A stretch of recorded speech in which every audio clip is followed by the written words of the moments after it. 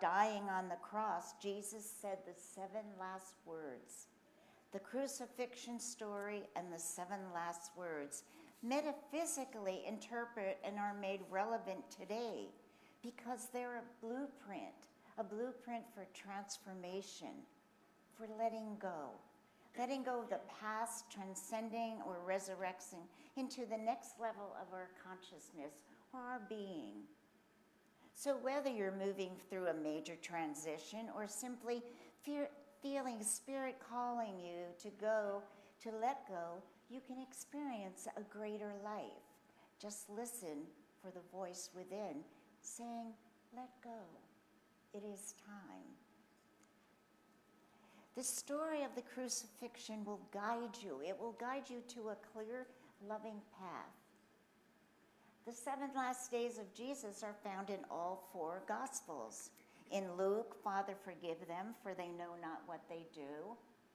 Wouldn't that be nice if we could just say that to everybody who crosses our path that makes us not happy?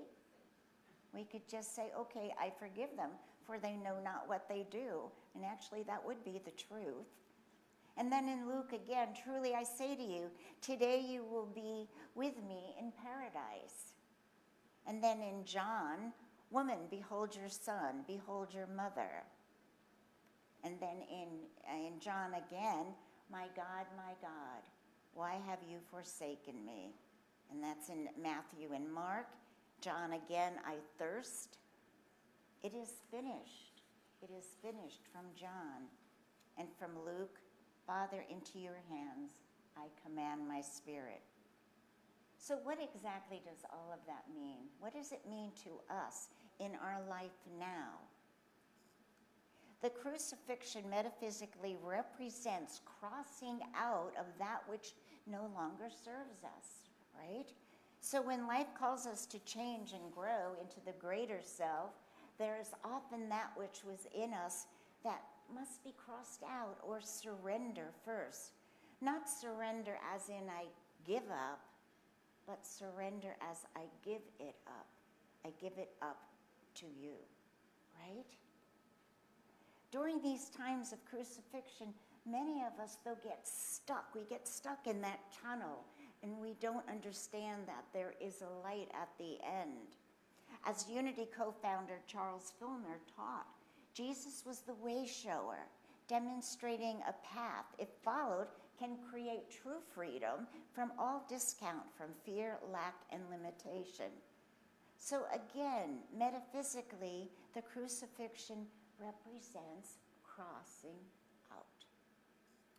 Fillmore noted that each have our own crucifixion in our mind. How many times have you said or done something and then you go, I wish I didn't do that, I wish I didn't do that. And some of you will laugh about this, but I had some friends over on Friday night and there were 2 things I said, and then afterwards I'm going, oh my God, I shouldn't have said that, I shouldn't have said that. And it's still, okay, that was Friday night and I woke up today, I really shouldn't have said that, I shouldn't have said that. So we do that, we crucify ourselves even on little things like that, and I'm sure that nobody that was at my house is going, what is she talking about? But yeah, they'll ask me later, I'm sure. Okay. So again, crossing out that which no longer serves us.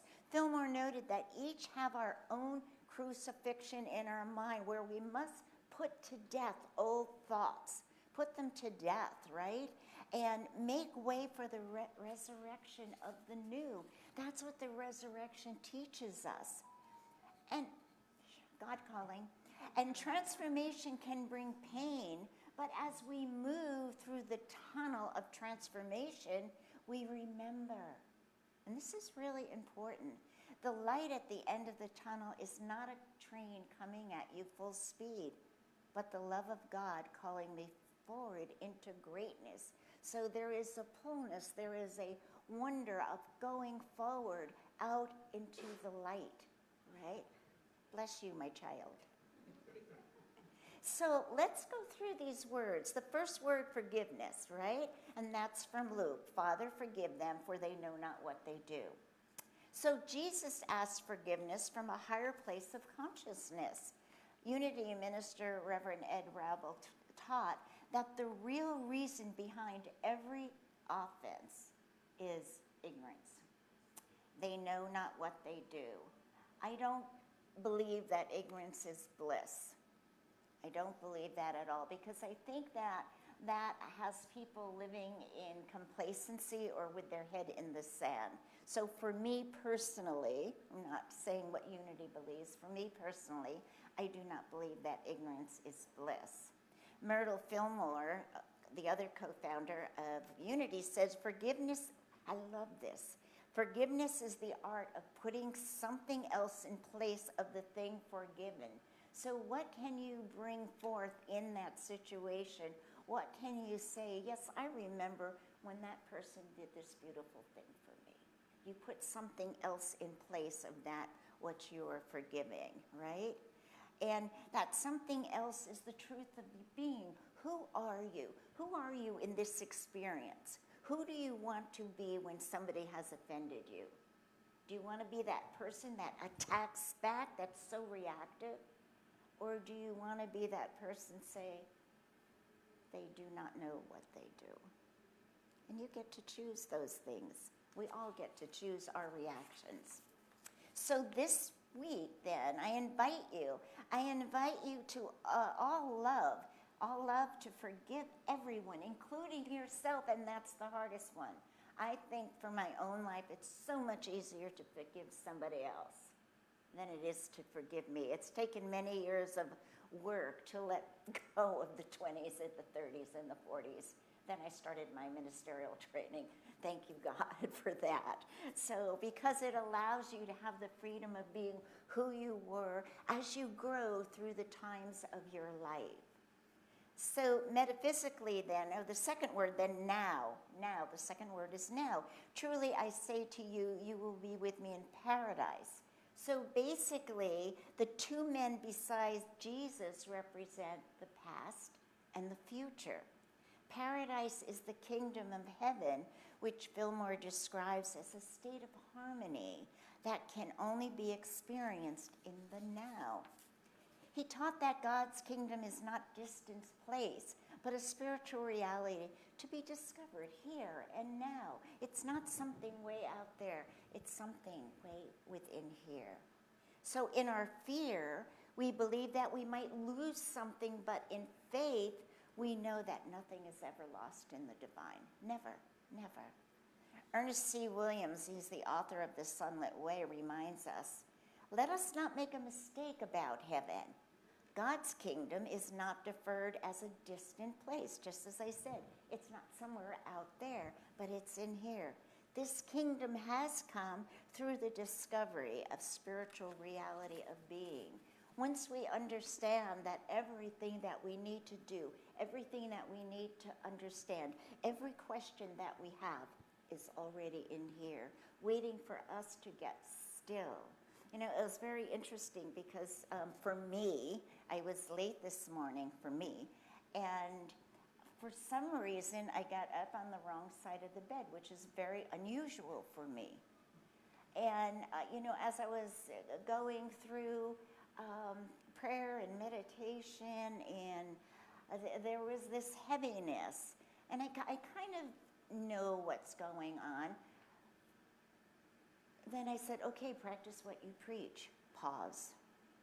So I just went back into my meditative chair and just started doing ongoing prayer and ongoing prayer. Pray for everybody here, pray for me, pray for my energy to lift, and to pause. Pause into whatever was happening, let it go, and then move on. And then, of course, when I came out of that, it was 5 to 10, and I went, oh my God, I'm going to be late. But then I thought you couldn't start without me, except for David could do the song while I was driving here, so we were okay. We were okay. So the third word then is one. Woman, behold your son, behold your mother, from John. The statement speaks of oneness. We awaken to our spiritual power when we release ourselves from the exclusive role.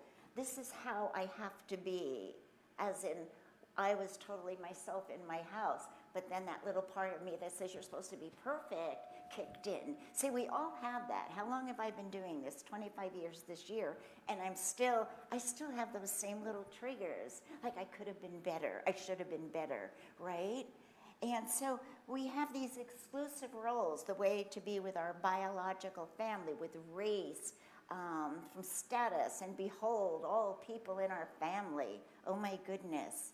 So Fillmore taught us that the deity, God, stands enthroned within the atom, meaning the divine presence in everyone. So in that one little atom that created this life, that's where the divine is. So therefore, in each one of us, we are born. And before we are born, the divine is within us. So a question I have for you. How would your life change if you saw everyone as your divine brothers and sisters? How would your life change? How would life change? How would our world change? Right? If we could reach the hearts and souls of people, which I know everybody in here is capable of doing that. If we reach the hearts and souls of everybody, then there could be nothing but peace. Just peace. But one of the conversations on Friday night, well, wouldn't it be boring if we were all happy all the time?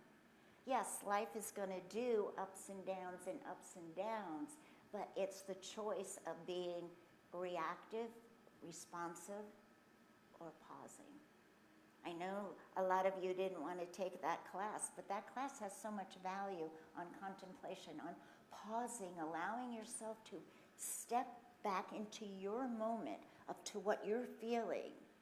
See, we do not teach to discount your feelings.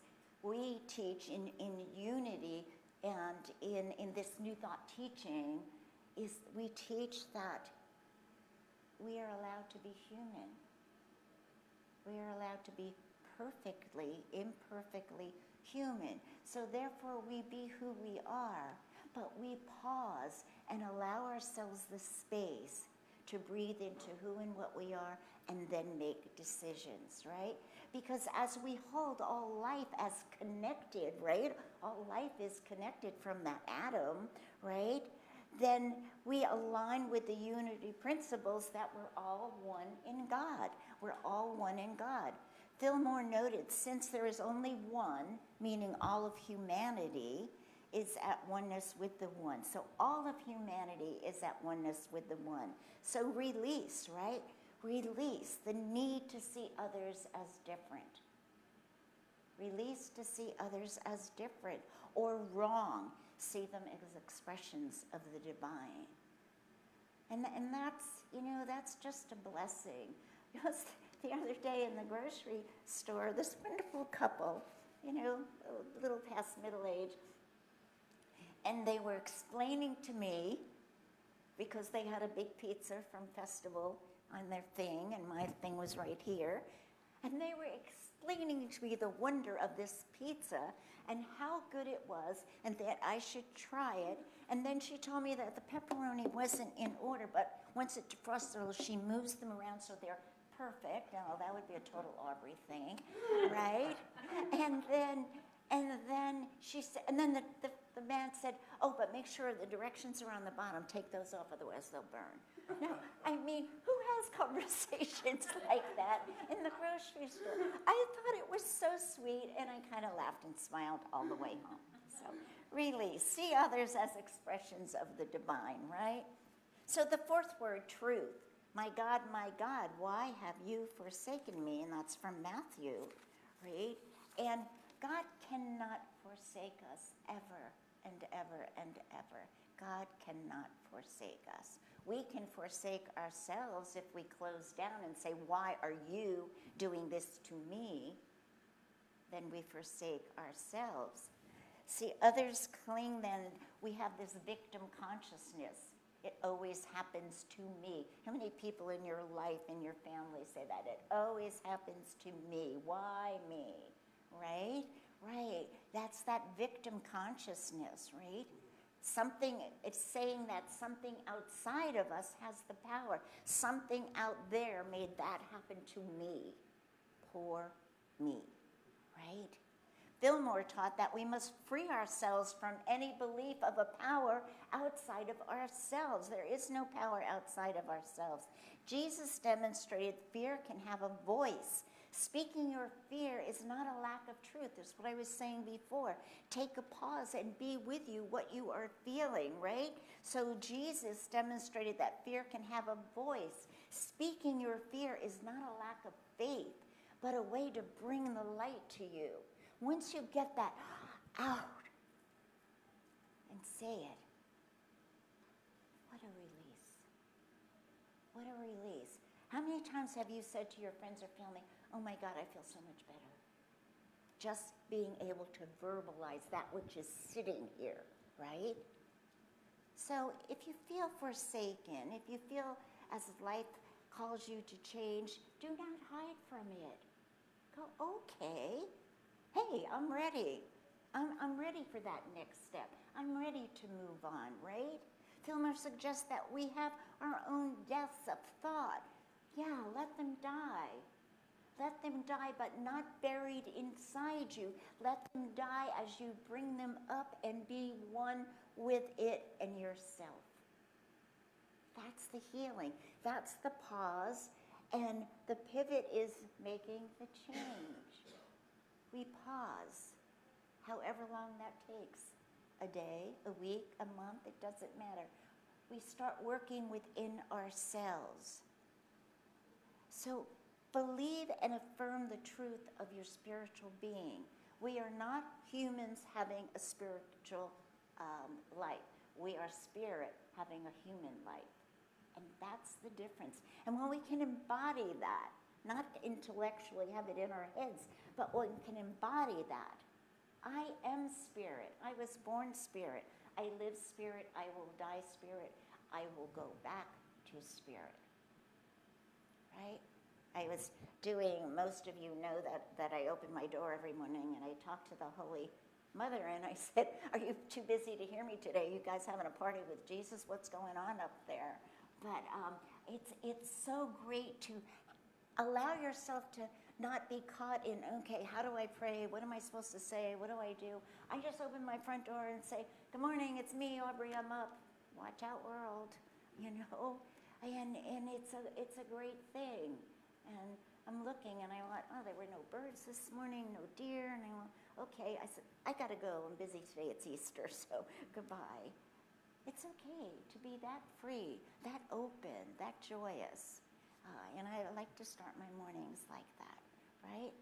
So believe and affirm the truth that you are a spiritual being and you will fulfill the law of the true life. You can transform anything by bringing light and love to it. Anything, anything, anything, right? Okay, the fifth word. The fifth word is vision. I thirst. And that's from John. To thirst is to desire that which gives you life. You know, you get hungry, you're thirsting for more. You want more in your life. So I thirst, right? Metaphysically, this represents the point of transformation, right? Where the darkness fades and new possibilities begin to form. So this inexhaustible mind substance is available to all who learn how to hold on in consciousness. So during this time of spring, of renewal, resist the urge to push the old habits back. Cultivate thirst. Cultivate desire. Hold on to it. Cultivate creativity. It doesn't matter. You think, well, I'm this age, so what can I create? You can create anything you absolutely want to. You can create a garden. You can create making things. You can create, I'm going to be the kindest person to the first 5 people I see today. In one of my classes that I'm taking, Richard Rudd said, okay, so here's an experience. For one day, be as kind as you possibly could be, and then watch what happens the next day. And he goes, and then on the 3rd day, be as miserable and nasty as you can be, and watch what happens on the next day. We create that which is around us. You know, it's like the computer.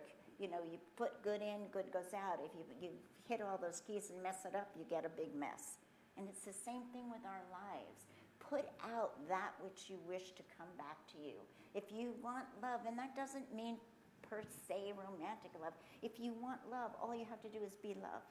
All you have to do is be love. And then love just comes rolling back into you. It's that simple. It really is. So the universe will give you clear signs. If you take time to listen to that small voice within.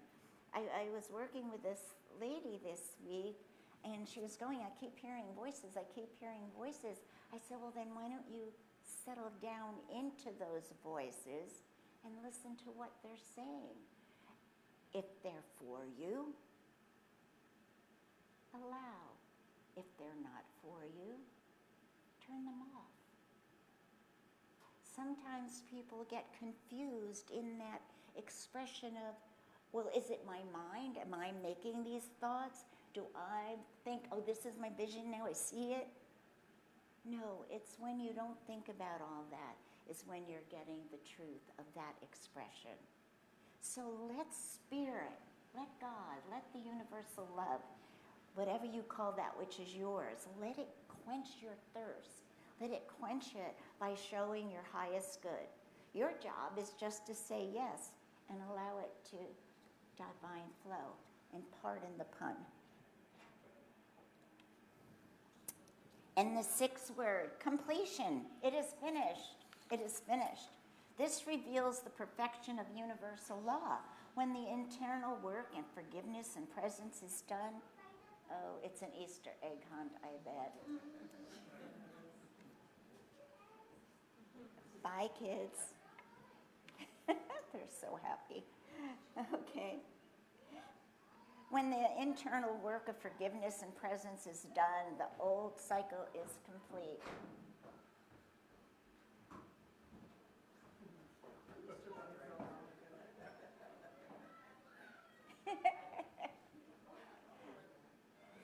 There was a time in here when we had no children and all we longed for was children, and it is such a great sound to all of us, for sure. It's just lovely. So you can't move into the new until you fully declare the old is finished. And if that means just one old thing at a time, that is fine. I don't know how many old things. You know, it's really interesting. One of the things I had to do in this class this week was list a memory, and it was supposed to be just one. Well, great. Things are just going round and round and round. I'm going, oh my God, I remember that thing. I remember that thing. And yeah, and then it was, okay, so where are you wounded? Okay, just one thing. And I go, So what that tells me is, because I wrote them down, is just look into each one of these. Just look into and see what's happening. And that's what you do. You don't have to go into therapy. Okay, I'm not knocking therapy, but you don't have to go into therapy. You just have to look at one little thing and say, yeah, that wasn't that important. Let me let go of that for now, okay? So this is the moment, this time of year, this spring, this renewal. Outside we have daffodils that are up this high. It's so exciting, right? And acknowledging that the struggle is over. The struggle is over. Jesus acknowledged the struggle was over. He knew it was time to move on, right? This is the moment of deep release, acknowledging that the struggle, don't nurse hurt feelings, don't carry on unhappy memories. If the lesson has done its work, let the past bury the past. Clearing this space allows a new life waiting to emerge, no matter what it is. Small, big, medium, it doesn't matter. It's creativity. And the seventh word, release. Father, into your hands I commit my spirit. So after we've done all we can, we place our lives in the hands of the divine. Fillmore described this as the apotheosis, or the climax to spiritual drama. It's not giving up. It's giving over. I like that. It's giving over. It's giving over to newness. So if we follow the examples of Jesus, we can know that we can safely place ourselves, our lives, our bodies, our future in the hands of the divine. The ultimate act of trust leads directly to the resurrection. By committing our spirit to God, we rise into a life of greater freedom, right? Peace, joy. We move from our cross of challenges to the glory of the Christ nature.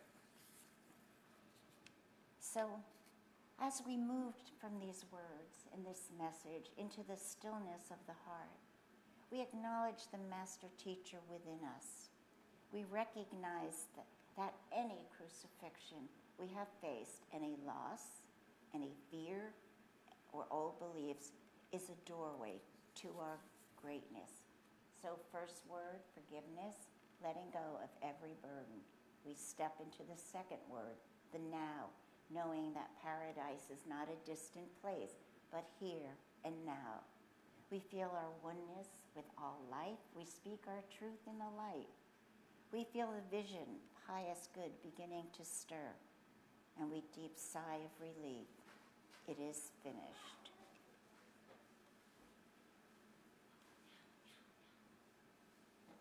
Now, with total trust, we join Jesus in the final act of surrender.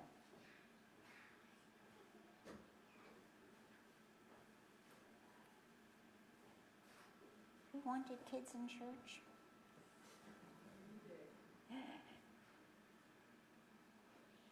So, mentally affirm with me.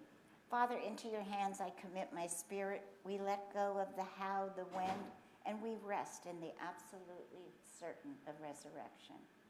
We are not the exception. We are the examples of life, eternal, love unfailing, and joy renewed. And so it is. Amen. It is done. Thank you.